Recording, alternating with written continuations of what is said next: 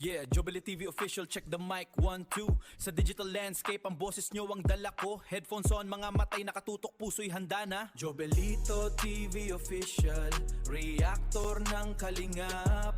Tayo'y maghatid ng liwanag sa bawat sulok ng Pinas. Isang tinig para sa bayan, advokasy ang wagas. Jobelito TV official, reactor ng kalingap. Ang inyong reactor ng kalingap. Yeah, reactor ng kalingap. Okay, so ayun. Inyo mga kabagis. Jubilito TV official po at eto na naman po muli ang isang edisyon ng ating reaction video, mga kalingap at kabagis. Pero bago po lahat, syempre po, shoutout po muna natin Kuya Val Santos Matubang at Edna Vlogs at Kalingap Rap. Syempre po sa ating mga kalingap netizens, ayan po. Mega love shoutout po sa inyong lahat. Recap lang tayo mga kalingap at kabagis ng naging ganap kahapon, di ba? So talagang napag-usapan mga kalingap at kabagis yung setup di umano na pagkikita nung dalawa, mga kalingap at kabagis. So yung setup na daw pong yon ay sabi po sa chismis, allegedly, mga kalingap at kabagis, ay gawa-gawa daw po ng dalawang supporters, no, ng love team na ito, and at the same time ay may nadawit pa yatang beneficiaries ni Guy, mga kalingap at kabagis, no. At may kanya-kanyang twist ng istorya itong mga allegedly may alam di umano sa totoong nangyari. Dahil kung si Erwin ay may version, si Pulang Uod po ay may version din, mga kalingap at kabagis. At doon pala sa nireaksyonan natin kahapon ay siya pala yung nagsalaysay ng istorya patungkol di umano kung paano na trauma at paano pamuntik maaksidente itong si Dalaga doon po sa pagkikita nila ni Guy, mga kalingap at kabagis. So biro niyo yun, yung version ni Erwin na kinikilig pa nga daw at parang may pampakilig, more on sabihin na nating positive side and advices, kabaliktaran naman po, no, yung pong version ni Pulang Uod na kung saan di umano, mga kalingap at kabagis, ay walang ka-idea itong si Dalaga na magkikita sila nitong si Guy, dahil di umano, mga kalingap at kabagis, ay plinano po, no, ng dalawang supporters and at the same time nung isang beneficiaries. Yun po yung version niya at yan po yung napag-uusapan kahapon. At syempre, kagaya ng dati, mga kalingap at kabagis, ay hati ang opinyon ng mga kalingap netizens, ng mga netizens ng kabilang barangay, and at the same time ng mga reactors, mga kalingap at kabagis. May mga reactors na hindi po sila naniniwala sa bersyon ni Pulang Uod at mas pinapaboran nila yung bersyon ni Erwin TV. Meron din naman, mga kalingap at kabagis, ng mga netizens na panigurado pong hindi nakasuporta sa community natin ang nagsasabing fake news itong si Erwin. So ganun yung kanya-kanyang pananaw at nirerespeto natin yan, mga kalingap at kabagis, no? Dahil nga po ika ngang malayang pamamahayag ng ating freedom of expression, hanggat ika nga ay nasa wasto pa naman yung mga salitang binibitawan natin at walang halong pambabalahura, ay wala pong problema yan. Diba? You can comment ika nga ng kahit anong komentong gusto mo, basta ika nga ay hindi makakasira ng pagkatao ng isang individual. Ayan nga po yung tinatawag nating constructive criticism. Di po ba? Bago natin ipagpatuloy, sa mga hindi pa nakasubscribe dyan sa ating channel, ay subscribe nyo muna ako. Diba? Para hindi naman sayang yung pagpapanood ninyo, no, ng ating reaction video ngayon.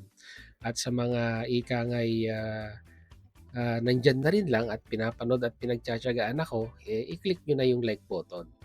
Dahil malaking tulong sa atin yan sa ating mga reaction video, no? For recommendation ika nga dito sa platform na ito, mga kalingap at mga kabagis natin dyan. So, yun. Maraming salamat in advance sa mga patuloy na sumusuporta, no? At laging nanonood ng ating mga video upload, mga kalingap at kabagis, no? Pagpatuloy na natin. So, kahapon din ay napag-uusapan na talagang naninindigan itong si Erwin, mga kalingap at kabagis, sa kanyang nakita. At may nabanggit pa nga po siya, allegedly, mga kalingap at kabagis, na kahit saan pa daw po makarating at kahit magharap-harap pa daw po sa barangay or sa anumang forum na angkop para pag-usapan itong usapin na ito, ay ready, no? Di umano, itong si Erwin, mga kalingap at kabagis. Kaya nga po ang sigaw ng netizens, di ba? Kung para matuldukan na itong issue na ito, ay hinihikayat nila itong si Erwin na maglabas ng video or katibayan doon po sa bulong na ikinalat niya nitong mga nakaraang araw, at talagang apple of the eye po siya ngayon ng mga netizen and at the same time po ng mga reactors. Pero mga kalingap at kabagis, ang tanong, meron kayang pinanghahawakan itong si Erwin na katibayan, video, di ba? Na ika nga'y magtatanggol sa kanya, no? Sa mga bashers niya, mga kalingap at kabagis. At kung meron man, no? At kung meron man, mga kalingap at kabagis, ay ready ba kayang ilantad at ipakita ang bidyong ito para malinis po at ika nga'y mapagtibay yung mga binibitawan niyang bulong nitong mga nakaraang araw. Mukhang nagsiselos na si Pulang Uod kay Erwin dahil mukhang naagawan na ng titulo, no? Sa bulong-bulong, mahalingap at kabagis, dahil talagang ang inaabangan ngayon, no, ng karamihan ng mga marites at ng mga netizens natin ay yung bulong ni Erwin.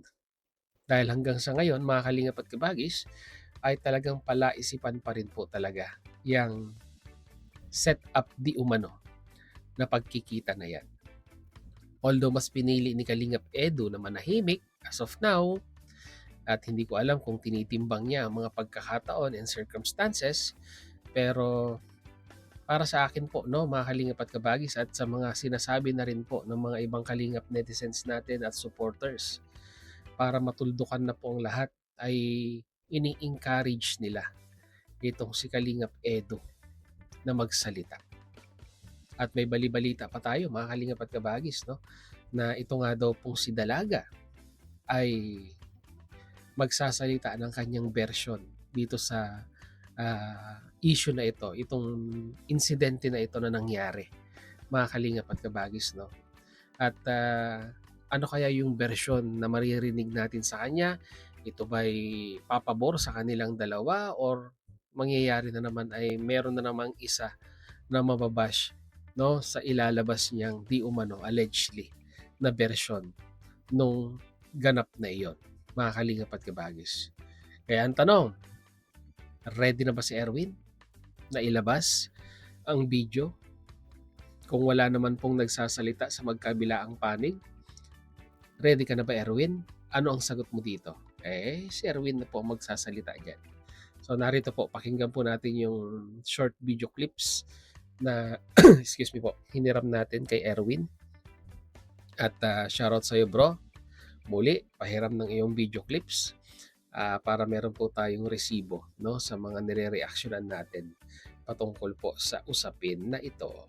So Erwin, pasok. Wala na, ayaw ko guys, wala tayong video na ilalabas at never tayong magbibigay ng video. Ganun lang ang gagawin ko, ha. Kasi ang mga may masasabi at may masasabi pa din. Magpa-legal, illegal nila lahat at haharap kami. Ganun lang. Okay? Malinaw po, mga kalingap at kabagis, ang statement ni Erwin dito, ha. Wala po siyang ilalabas na video. Gawin daw po nilang legal ang lahat. then dun po siya magsasalita. So medyo matinding hamon yan sa side ni Erwin. No, gusto nyo matuldukan ng lahat, reklamo nyo kami. Then dun kami magsasalita. Ganun yung gustong bigyan ng punto ni Erwin sa statement na yan. So ang tanong uli, mga kalingap at kabagis, ready ba sila? Nasampahan ng reklamo si Erwin para lamang po magsalita at ika nga ipatunay na tama yung mga sinasabi niya sa kanyang bulong. Once again, kung may makakasagot yan, si Erwin lamang po, mga kalingap at kabagis. So, sino ba sa inyo, sino ba sa dalawa ang paniniwalaan ninyo, mga kalingap at kabagis? Tanong lang po, no? Magpa-survey tayo at ilagay nyo po sa ating comment section. Sino ang mas may reliable na statement na binitawan sa version ng issue na ito? Si Erwin o si Pulang Uod? Ilagay nyo sa comment section. So, yun lang ang ating recap for today ng ang naging ganap kahapon, mga kalingap at kabagis. And kagaya ng dati, your comment matters. At yung tanong ko po, sagutin nyo po sa ating comment section. So yun, muli maraming salamat dahil hanggang sa dulo po ng ating reaction video ngayong araw na ito ay nasamahan niyo po muli si Jubilito TV Official at muli po nagpapaalala po ang inyong host sa mga hindi pa nakasubscribe sa ating YouTube channel. Ayan, subscribe nyo na po, Jubilito TV Official. At kung nagustuhan nyo po ang ating reaction video for today, mga kalingap at kabagis, ay paki-like and share na lang po, no, mga kalingap at kabagis. So hanggang dito na lang once again. This is Jubilito TV Official, proud member po ng Team Cos at ng Team Bios ng Kalingap. As I always say, mga Kalingap and Kabagis, peace, God first, God bless po. Bye!